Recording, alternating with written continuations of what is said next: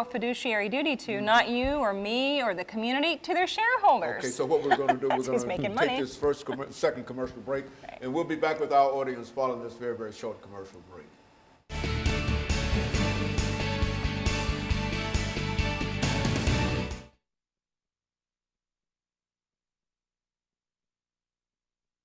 Where does the money go?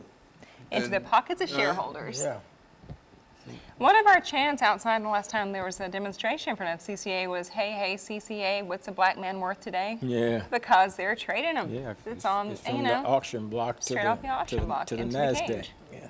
It's they can rebrand themselves as Core Civic or anything they want, but the bottom line is That slave they have traders. access to labor. Yeah.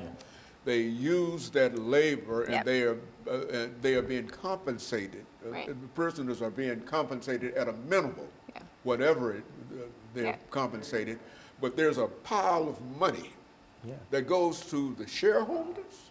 So what happens, as CCA is actually organized as what's called a REIT, a real estate investment trust, which means CCA doesn't pay federal taxes because they move almost all their profits immediately to shareholders. And so, so not only is this a corporation making money off of human And flesh, they can also use the money that they make off prisoners in order to build more facilities. of course, they have no incentive to offer programs or to help reduce recidivism. They want reoccurring customers. Make those points, because I mean that's an extraordinary kind of thing that That's true. That they're there and they're laborers, and everything that has to be done is done by the prisoners. Right. Without a doubt. And the money that is made.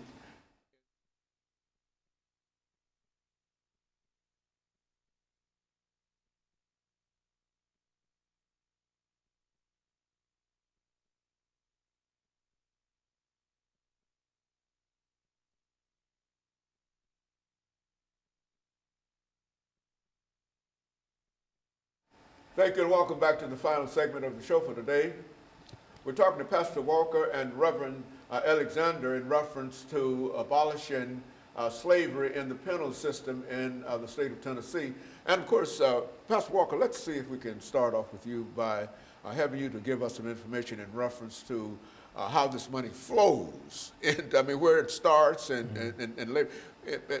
Because I think very, very few people understand exactly how this operates. We know that they're working there, but Well, first of all, Dr. Haney, you got to realize that technically slavery has not been abolished in the United States of America, because if there's an exception, that means it's still in existence. So slavery is still alive and well in the prison systems, and the incentive is people are making money. You got private prison systems, companies, CCA, Correction Corporation of America, that's funneling people, that are handling people that are being funneled into the prison system. We go from being traded on the auction block to being traded on the NASDAQ now, and all these shareholders stand to benefit. You have to ask yourself a question: Who are the shareholders? Are the shareholders some of our attorneys or our lawyers or our prosecutors or judges or the like? Some of the shareholders are legislatures, in the Congress and House of Representatives and the Senate. I would venture to say yes. People that go out and get a 401k and they putting money into that thing like that, and then you got people out there investing your money into CCA of America, and here you are, a shareholder in the prison system, and you getting dividends from people being enslaved basically in the prison system. And managing your money. Yeah, for absolutely. You. Yeah. So it's a serious issue that needs to be looked at, and needs to be looked at intensely, because it needs to be abolished. It needs to be truly abolished, because then if you do that, then you will start to slowly see the dwindling away of the private prisons. Because there will be no longer any real incentive for them to continue to build these private prison systems, because there would be no slavery. That net will be gone from them. So then it would also diminish the school to prison pipeline. All these things are set up by design. You've got stories where you got judges that have been tried and convicted for selling people into the prison system. because there were shareholders in these private prison companies and stuff like that.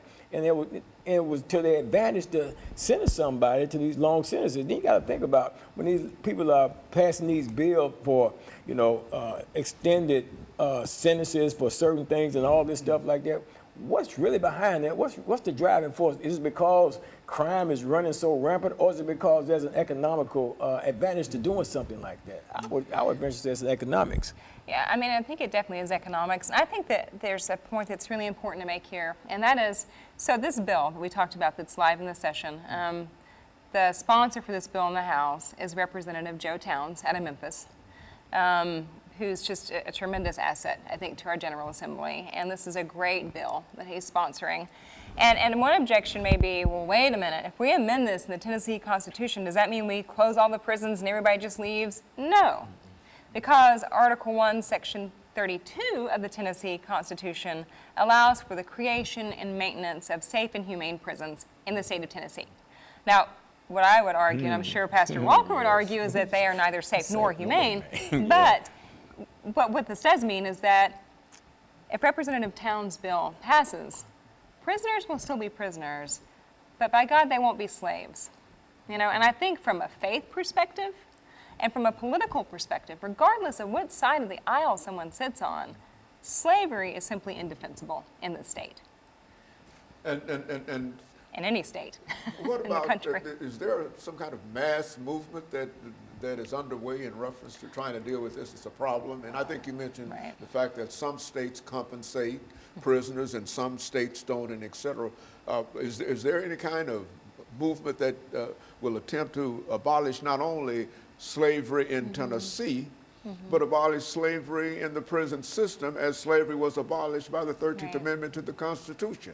Right, well, I think to the extent there is a mass movement exists in that we've seen a real shift in the national conversation about mass incarceration and about the fact that while incarceration for periods of time may be defensible, mass incarceration is not. And that mood has certainly shifted. So when people ask me sometimes, am I in despair or pessimistic since the election? Because of course CCA or Core Civic, whatever they want to brand themselves, their stocks were down prior to Trump being elected. And of course, as soon as he got elected, they shot right back up again. No, we are. In anticipation of what? That he would, of course, want to increase privatization. So the feds had issued indications that they were going to pull out the private prison business, that there was no indication that they actually saved money, which they don't, which may be another discussion for another show. But also they certainly aren't as safe and aren't as well run. But we're not pessimistic because 85% of prisons are state prisons, not federal.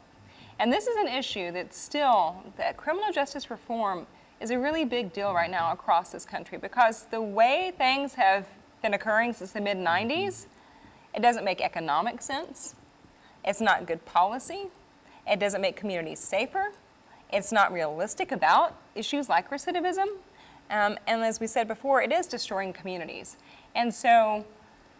Well, it seems that the only visible thing is that it's making a lot of people a lot of money. Well, it is making a lot of people a lot of money. Incarceration. Now, that's a very, very expensive situation, and it brings in a lot of money. Right. And they're using just a minimal amount of that money for the upkeep and the running of the prisons. Right. Is that?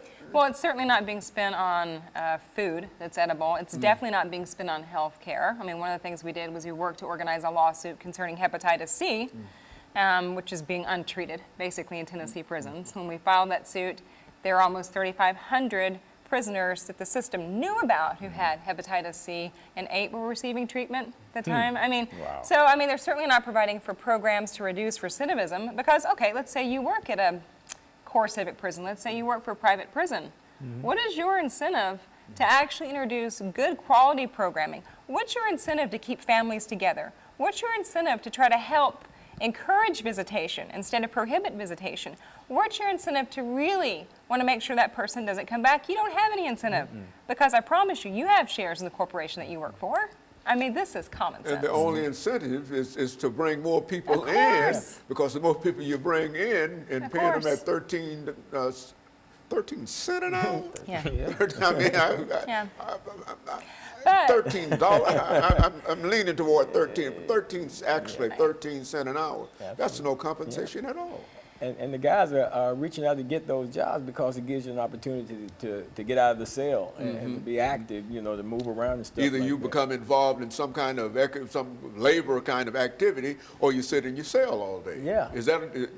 Are you given that choice? Pretty much sitting around doing too much of nothing, you know. Well, you also have the choice to not work. If you choose not to work, then you're written up for disciplinary, right? And then you go to solitary confinement, which your mental health then begins to deteriorate. And so you're really forced to, in a real sense, Sure. to work in a prison, Sure.